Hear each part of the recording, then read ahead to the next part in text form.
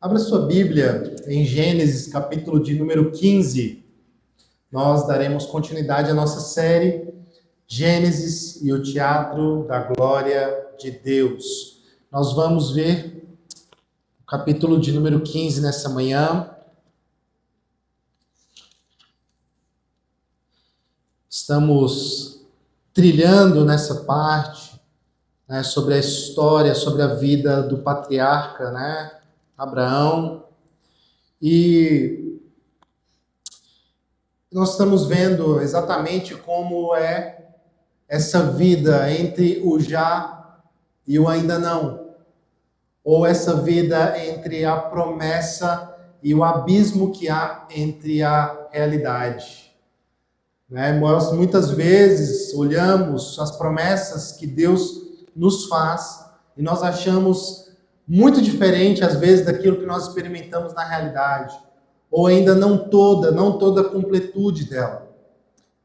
E certamente essa percepção de nós entendermos as promessas de Deus, olharmos ao nosso redor e não enxergarmos tanto aquilo que Deus prometeu, nos faz questionar. Nos faz, às vezes, duvidar. Como? Será que o Senhor nos dará? Será como que o Senhor fará isso que o Senhor disse que faria? E aí eu queria pensar com vocês um pouco a respeito sobre isso, sobre fé e dúvida. Porque muitas vezes eu tenho a percepção de que, na maioria dos casos, as pessoas elas reprimem as dúvidas, os questionamentos.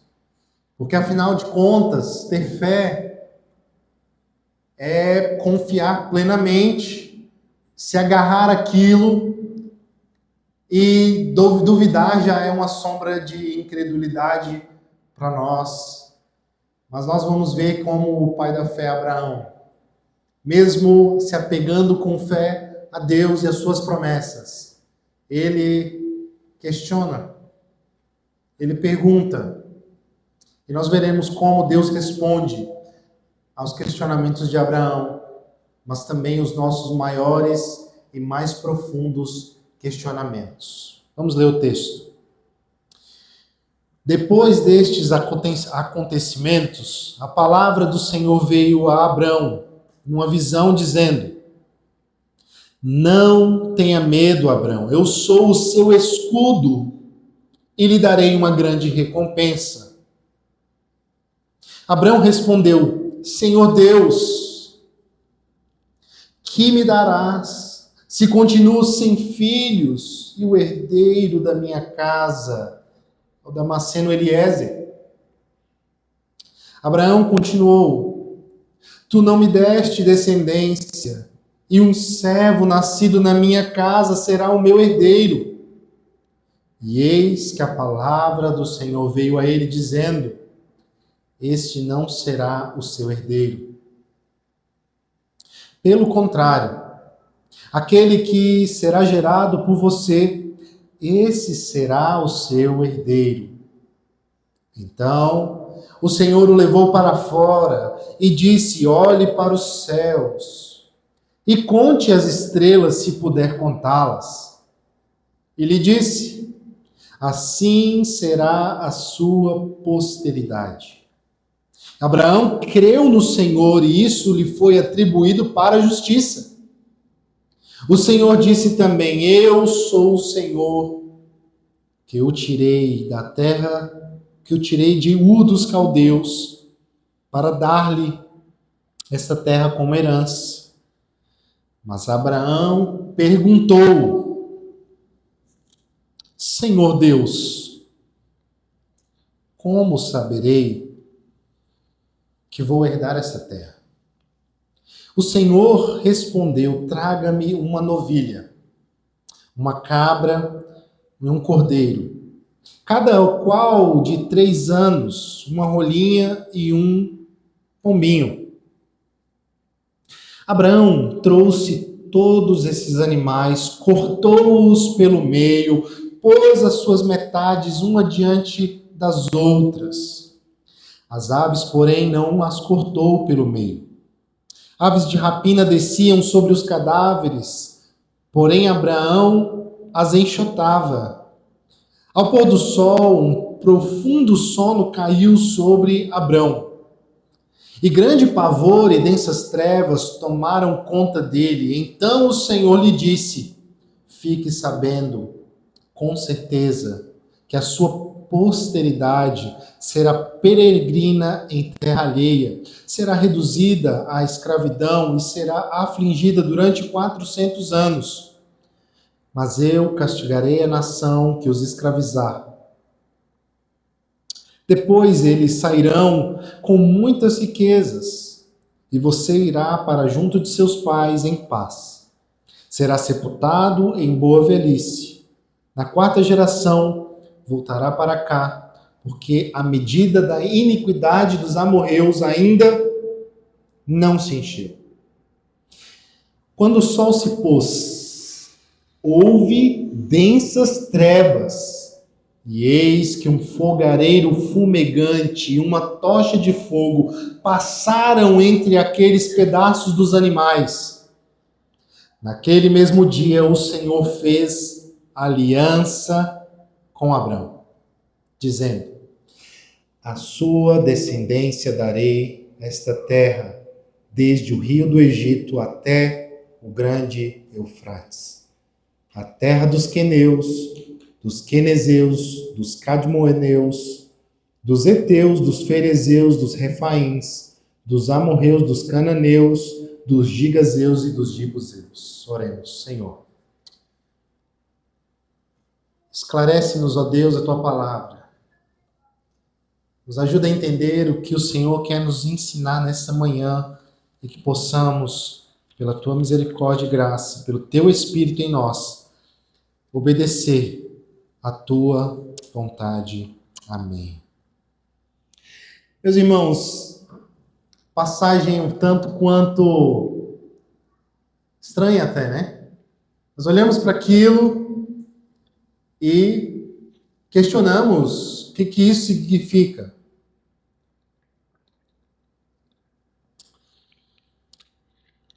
E assim que nós começamos o versículo 1, nos é dito o seguinte: depois destes acontecimentos, a palavra do Senhor veio a Abraão. Que acontecimentos? Os acontecimentos do capítulo 14. No capítulo 14, nós vimos Abraão, né, como um rei da terra. Ele fica sabendo que o seu sobrinho, Ló, se meteu em enrascada, foi capturado e foi levado cativo pela coalizão de 4 reis que derrotaram os 5 reis ali, que foram do ocidente, ali de Sodoma, Gomorra, Zeboim e outro local aqui. Então nós vemos Abraão destemido, né, parecendo com aqueles filmes de ação em que o protagonista ele vai no encalço daqueles que... eu gosto muito desses filmes, né? Desses filmes de tipo Justiceiro, em que alguém querido da família foi pego e então a pessoa sai numa caçada implacável e a gente sabe que ele vai ganhar, né? Vai apanhar muito e tal, mas ele vai ganhar. E isso que acontece com Abraão. Ele sai de noite, vai numa campanha militar com seus 318 homens, e ele sai então vitorioso. Mas nos é dito aqui agora que depois desses acontecimentos ele temeu. A gente não sabe muito bem por que ele temeu. Talvez nós podemos inferir que ele tinha medo de uma retaliação, né? Afinal de contas, será que os 4 reis não virão, então, agora com mais pessoas e então me matará, me perseguirá? E Deus, então, né, essa é uma das primeiras questões aqui que passam no coração de Abraão, e Então Deus se mostra a ele em uma visão dizendo: não tenha medo. Não tenha medo, Abraão. Eu sou o seu escudo. Eu sou aquele que te protege. Não tenha medo. Eu sou aquele que vai te guardar. Não se preocupe. Eu sou o seu escudo e eu te darei uma grande recompensa. Que recompensa é essa?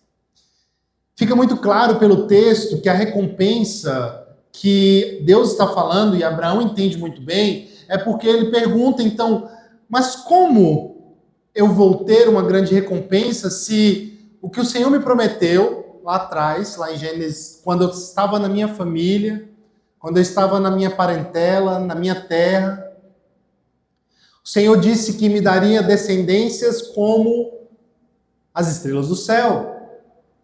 Mas no final das contas, eu olho para a realidade, eu vejo somente um corpo velho, uma mulher estéril, eu não tenho filhos.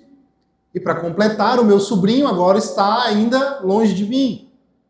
Ele está na terra de Sodoma. A única coisa que eu tenho, Senhor, é o fato de que eu tenho um servo que nasceu na minha casa, Eliezer. E será que então o Senhor quer dizer que eu devo adotá-lo na minha família? Esse é o primeiro questionamento de Abraão. Questionamento que pergunta: Senhor, eu não estou enxergando, eu não estou ainda vendo como que as promessas do Senhor me dar grande descendência e eu não tendo descendência, como então fica a minha situação? Abraão questiona, pergunta, coloca-se diante do Senhor.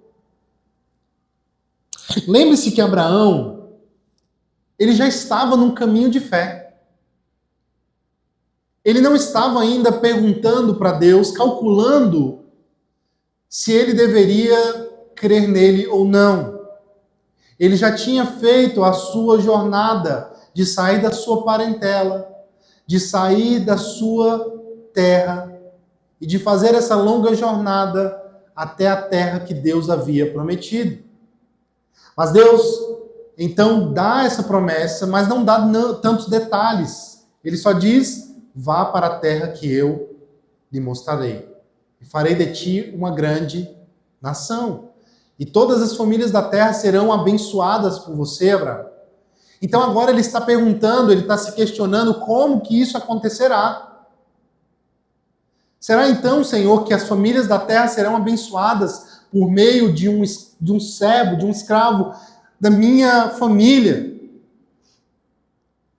Ou por qual razão? Aí a gente vai ver que ele vai tropeçar. Ele entende que é da sua carne, mas ele vai entender que ele precisa dar o jeito dele. Meus irmãos, o grande ponto aqui para nós é que Abraão, uma vez que ele já começou a sua jornada de fé, ele já havia colocado a sua confiança em Deus. Ele ainda possui questões no coração. Talvez você aqui nessa manhã veio a Cristo e ainda nutre no coração muitas perguntas. E às vezes, se você olha e pensa que essas perguntas, Deus te reprime, ou Deus te ignora, te coloca de canto e fala: não faça essa pergunta. Quem é você? Mas nós vemos que Deus não faz isso com Abraão. Deus não fala e diz assim: como você ousa questionar a mim? Abraão se aproxima, mas a grande questão é como ele se aproxima. Abraão não se aproxima uma posição em que ele coloca Deus e diz assim: eu só vou se o Senhor me der todas as respostas. Eu só vou segui-lo, Jesus, se eu tiver todas as minhas respostas respondidas. Todas as minhas perguntas respondidas, melhor dizendo. Abraão não faz isso, ele crê no Senhor, ele caminha mais um pouco, ele questiona Deus, ele pergunta ao Senhor, ele tenta entender aquilo que ele está vivendo por meio daquilo que Deus prometeu. E é muito parecido com a nossa vida. A nossa vida não é uma vida que a gente tem todas as respostas no momento em que nós aceitamos a Jesus como nosso Senhor e Salvador. Às vezes, as nossas questões, as nossas perguntas, elas borbulham no coração, principalmente depois que nós cremos em Deus. Senhor, mas como? O Senhor diz isso, mas como, Senhor? Senhor, o Senhor esqueceu de mim? Meus irmãos, a fé, ela não é anti-intelectual. A fé, ela não é algo que não pode ser entendida.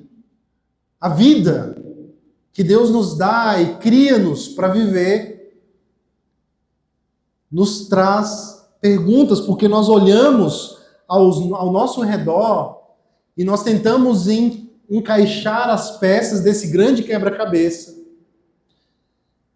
Mas às vezes nós não queremos ir a fundo nas nossas questões. E o que nós fazemos? Nós simplesmente deixamos.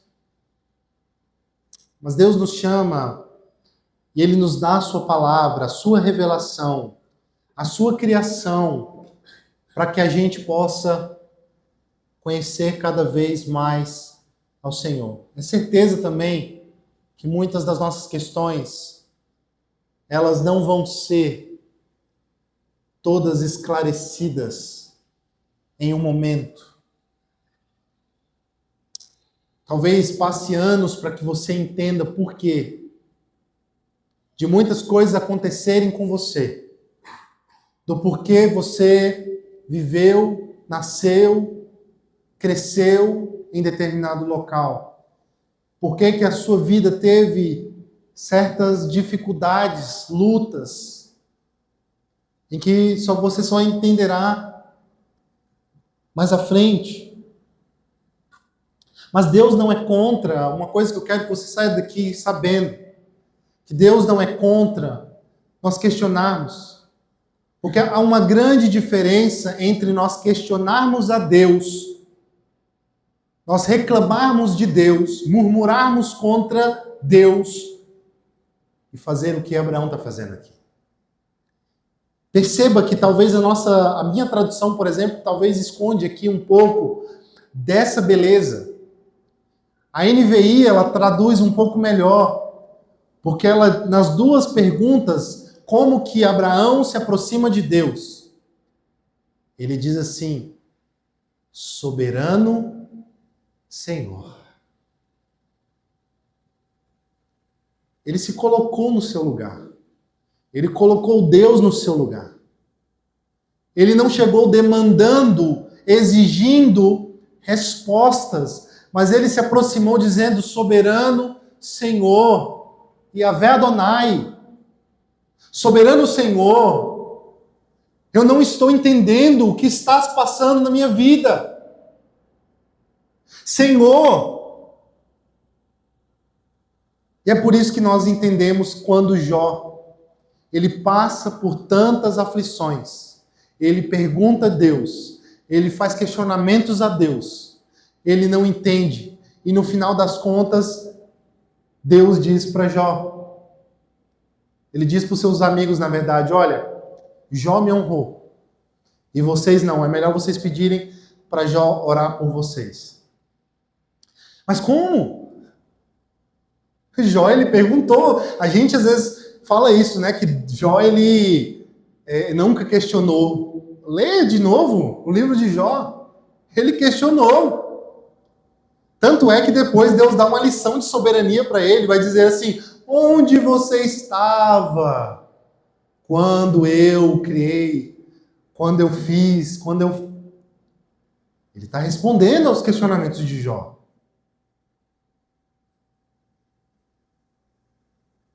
Mas o grande ponto é que as questões de Jó foram orações.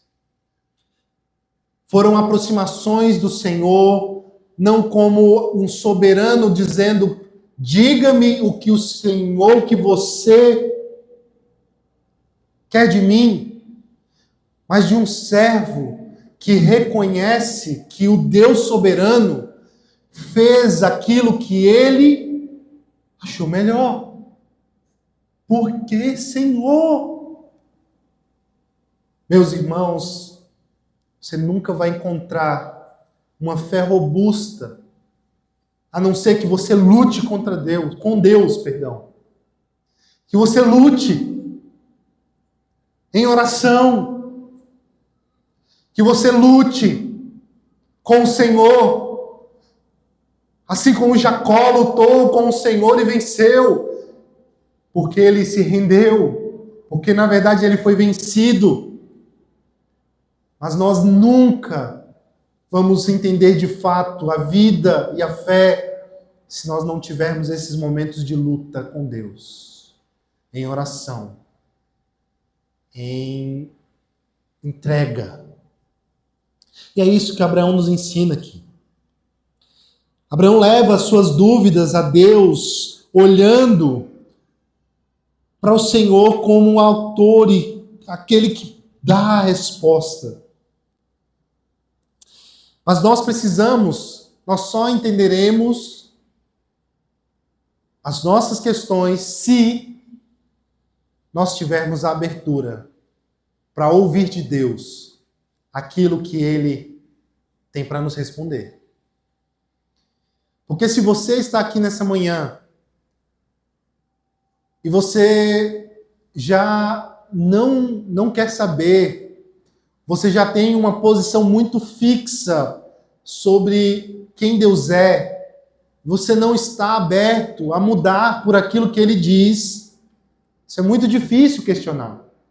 Sabe quando aquelas pessoas que chegam até nós fazendo questionamentos, que não importa quantos argumentos você dê, ela já fez a cabeça dela. Portanto, Abraão, ele segue aqui, ele vai até Deus, querendo de fato conhecer, querendo de fato saber. Como eu disse, Deus não nos rejeita. Mas por um lado, veja como Deus trata Abraão. Ele não nos repreende por duvidar. Ele entende o nosso ponto. Ele sabe que nós estamos entre um abismo, que é um abismo entre a realidade e a promessa. Que há uma promessa, mas a realidade parece extremamente distante. Mas por outro lado, ele não diz assim: veja bem, não dá para ter certeza de nada. O que tem-se é dúvida. Fique com ela. Não. Ele traz elementos que firmam a fé e trazem confiança daquilo que ele mesmo prometeu. Nós não temos ainda aquilo que ele prometeu, mas nós não somos despedidos de mãos vazias. Percebe isso? Que Deus ele não repreende, mas ele também não diz assim: olha, a vida, cheias de incertezas, né? É isso, questione, duvide. Ele dá uma resposta. Lembre-se de Tomé, por exemplo. Tomé, né, todo mundo fala dele como alguém cético, né, alguém incrédulo. Mas perceba como Jesus tratou Tomé. Após a ressurreição, né, Jesus aparece aos discípulos e Tomé não veio para a igreja. Que pena, perdeu. E aí ele diz assim, ele ouve que Jesus apareceu do culto, e ele diz assim: olha, eu só creio se eu pegar nas feridas, nas mãos do Senhor. Então, quando Jesus aparece e olha para ele e fala assim: é isso? Pega aqui. Você quer? Pega. Ele não diz assim: não vou mostrar, você tem que acreditar. Não, ele mostra as mãos. Pega. Mas é só isso? Não. Ele diz, olha para ele e diz assim, ele diz para ele, vá, creia e não duvide. Bem-aventurados os que creram sem ver. Ele dá, mas ele também desafia. E este é o equilíbrio que nós enfrentamos na nossa vida cristã. Nós não temos todas as respostas, mas Deus nos dá algumas respostas para que a gente viva nesse mundo com fé. Ele não nos dá tudo o que nós queremos, mas nos dá tudo aquilo que nós precisamos. E este equilíbrio em nossas vidas entre dúvida e fé, e Deus cada dia nos dá mais de si para que a nossa fé esteja ancorada em suas promessas.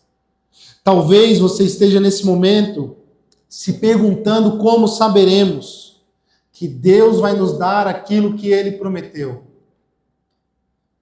Como podemos saber que Ele não vai nos abandonar? Como nós saberemos que Ele não vai nos abandonar no final? Certamente a nossa experiência humana é cheia de questionamentos. Por que nascemos? Por que nessa família e não no outra? Por que neste país, nessa cidade? Como poderemos ter certeza de que Ele nos ama? Para Abraão, agora nós vemos nosso segundo e último ponto.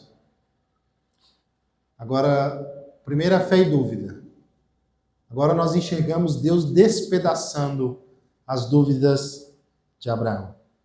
Olha o que Deus faz com Abraão. Olha como Deus responde aos questionamentos de Abraão em perguntar: como saberei, Senhor, que eu vou herdar essa terra?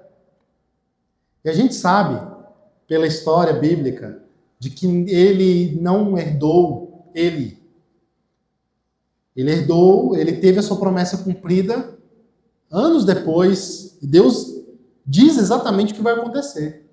400 anos depois, que esse povo for para o Egito e tudo mais, Deus está entregando. Mas ele mesmo...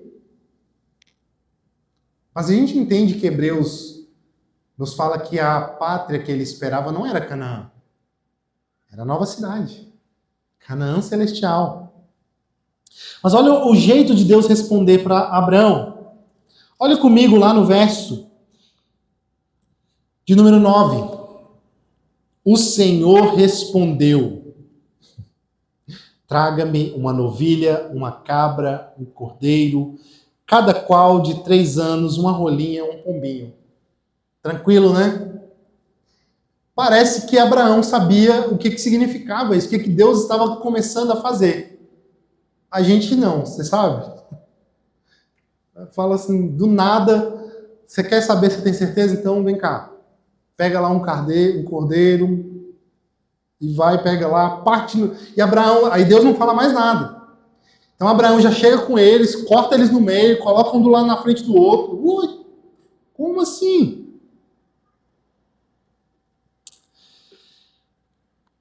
Só que antes disso, ele afirma, nos versos anteriores, quando ele manda ele olhar para o céu, para as estrelas, ele reafirma, mas em segundo lugar, é esse texto que nós vemos. E Abraão traz, e no verso 18, nos é esclarecido o que está acontecendo. O verso 18 nos diz assim: naquele mesmo dia, o Senhor fez uma aliança com Abraão. Aliança. Deus estava fazendo com Abraão uma aliança. A nossa cultura é uma cultura de escrita, de cartório. Quantos aqui amam ir no cartório? Eu não. Vai no cartório, reconhece firma, você chega lá e fala assim: eu sou eu. Sou ou não sou? É. Essa assinatura é sua? É. Olha aqui. Só que no tempo de Abraão, era uma cultura mais gráfica. dramatizada. Então as alianças eram feitas desse jeito. Você pega um animal, vários animais, corta no meio, coloca um de frente para o outro, e você cria um corredor. O que está acontecendo aqui? Você já precisou fazer algum contrato na vida? Sim. Vocês não fizeram que nem eu, né? Que contratou um construtor sem contrato, né? O que acontece quando você faz isso? Você não pode exigir aquilo que ele prometeu.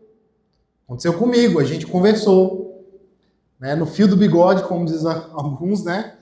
Conversou com o outro, né? Falou, apertou, cuspiu na mão, apertou. E antes era assim, né? Cuspia na mão, batia lá, é isso, tá feito, contrato. Só que tem gente que ainda precisa, né? Nós precisamos do cartório. Então, no contrato você tem suas cláusulas. Se acontece de ele não cumprir a sua parte, tem coisas que vão acontecer. Você precisa pagar uma multa, pagar uma taxa, não sei o quê. Se eu deixar de cumprir as minhas, também tem. A aliança é algo parecido com um contrato, só que é com alguma diferença. Porque nas alianças do Antigo Oriente Próximo, que é esse ambiente em que está acontecendo tudo isso, fazia-se isso e então as duas pessoas, né, o rei e o vassalo, eles então passavam entre os animais para simbolizar e dizer algo como se fosse assim: se eu deixar de manter as minhas promessas nesta aliança, que eu morra assim como esses animais. Que aconteça comigo. Que aconteça comigo as mesmas coisas que aconteceram com esses animais despedaçados. Está assinado. Está feita a aliança. Por isso que a aliança é muito superior a um contrato. Um casamento, ele é uma aliança. É até que a morte nos separe. Não é um compromisso, um contrato que você espera serviço, que você exige do outro. Porque num contrato é isso. Se eu contrato 100 megas de internet, eu quero 100 megas. Se me der 150, melhor ainda. Mas se me dá 50, eu vou exigir os meus direitos. Na aliança não é assim. Olha como na Bíblia tem uma indicação disso, lá em Jeremias 34:18. Entregarei os homens que violaram a minha aliança e não cumpriram os termos da aliança, e fizeram na minha presença quando cortaram o bezerro em dois e andaram entre as partes do animal. Olha aí. Olha de novo. Entregarei os homens que violaram a minha aliança e não cumpriram os termos da aliança que fizeram na minha presença. Quando cortaram o bezerro em dois e andaram entre as partes. Da próxima vez que você for fazer um contrato, faça desse jeito, gente. Pega dois animais. Pega uns animais, parte ele no meio, coloca lá, fala para a pessoa andar. Às vezes você vai ter um serviço melhor. Vai ter alguma coisa mais certa, vai entregar. Meus irmãos, a grande diferença de toda essa dramatização é que somente uma pessoa passa no meio. Não sei se você prestou atenção no seu texto. Mas Abraão está dormindo. Abraão está em sono pesado.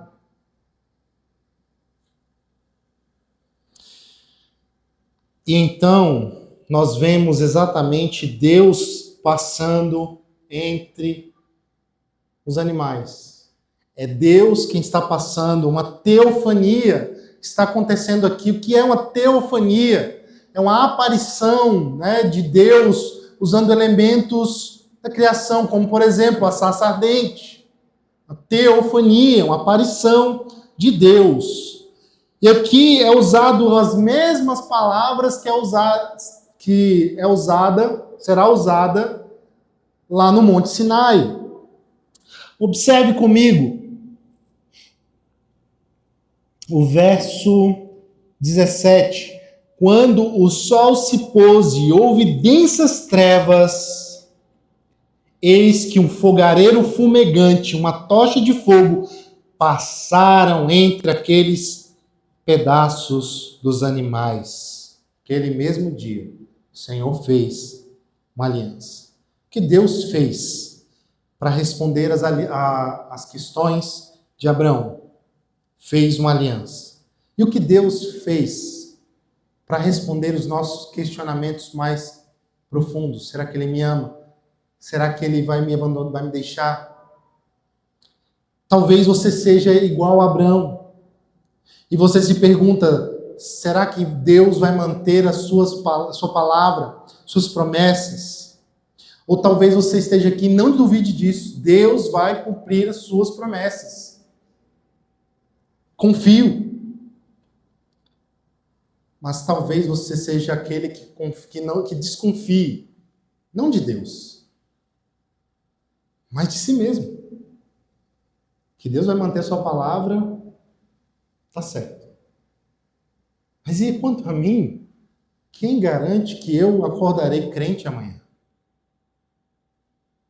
Quem dará certeza de que eu não falharei, que eu não deixarei Deus? Que Deus é fiel, sabemos. Mas quanto a mim, certamente eu falharei. Eu não conseguirei manter a minha parte, vou desapontar a Deus. E é por isso que é uma grande diferença nessa aliança que Deus faz com Abraão. Ela é incondicional, ela é unilateral. Porque somente Deus passa pelo meio dos animais. É como se Deus estivesse dizendo o seguinte: Abraão, você quer ter certeza de que eu irei mesmo te abençoar? Você quer saber disso? Que o imortal então morra, que o infinito seja finito, que eu seja cortado, amaldiçoado, que eu morra caso eu não cumpra a minha parte na aliança. Deus está dizendo isso sobre eles. Você tem dúvidas? Se eu não manterei as minhas palavras, as minhas promessas, Abraão, que eu morra. Eu, o imortal, o Deus incorruptível, me farei mortal. Não somente se eu falhar, mas se também você falhar, eu pago a sua parte. Não importa se eu falhar, Abraão, ou se você falhar, eu absolverei o custo da falha, tomarei a penalidade. E centenas de anos depois, gente, um grande rei veio. E houve também a semelhança desse texto, houve densas trevas. Mas ao meio-dia, Marcos 15:33 nos lembra, e houve trevas sobre toda a terra, do meio-dia até as 3 horas da tarde. E o que aconteceu com Jesus na cruz? Como Isaías 53 diz, ele foi cortado da terra dos viventes. Isso é uma linguagem de aliança. Ele foi cortado. Ele foi feito maldito. Em outras palavras, as nossas falhas não podem nos colocar no caminho entre as bênçãos de Deus.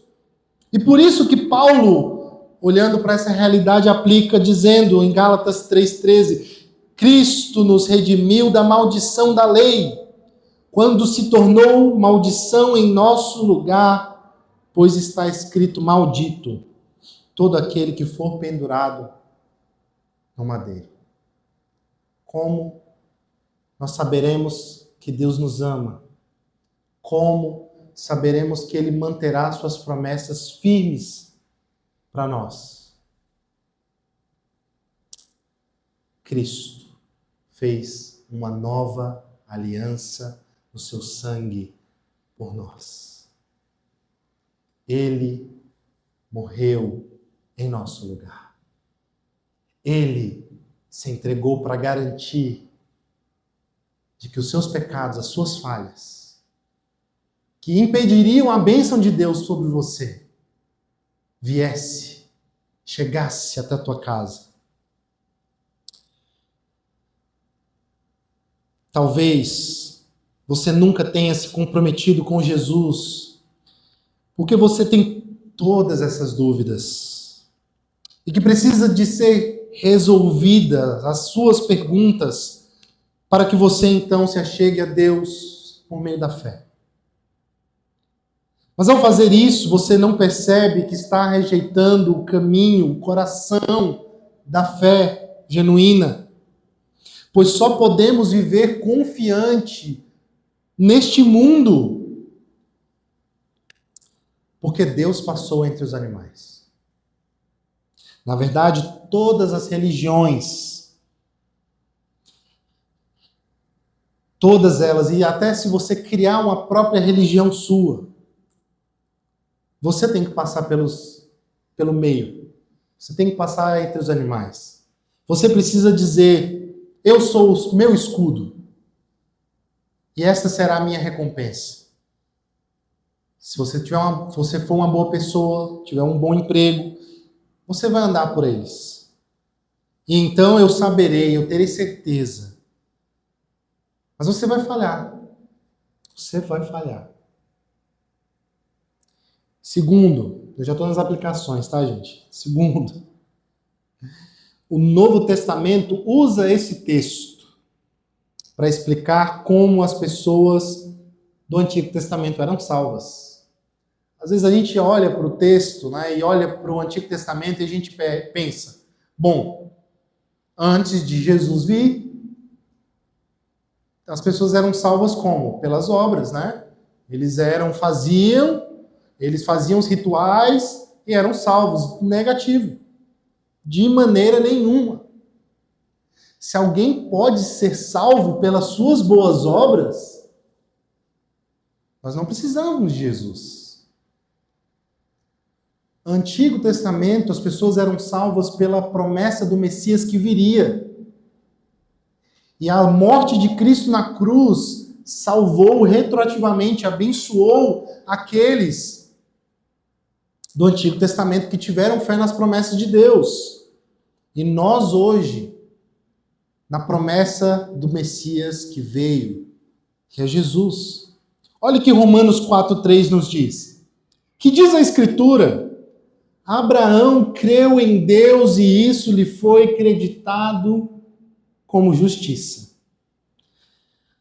Ao ter Deus feito uma aliança incondicional de se tornar maldição caso ele ou Abraão falhasse, é o único meio de ser salvo e de estar bem com Deus.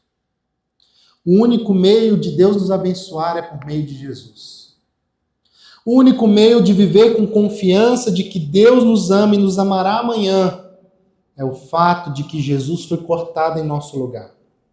O preço foi pago. Somos tornados justos não pelo que fazemos, mas pela fé na aliança que Deus fez conosco em Cristo, de ser o nosso Deus e de nós sermos o seu povo. A salvação se dá somente pela fé. Oremos. Senhor,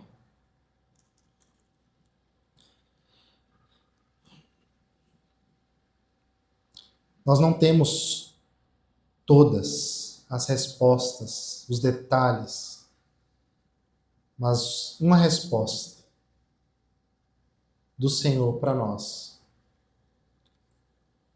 nos é clara.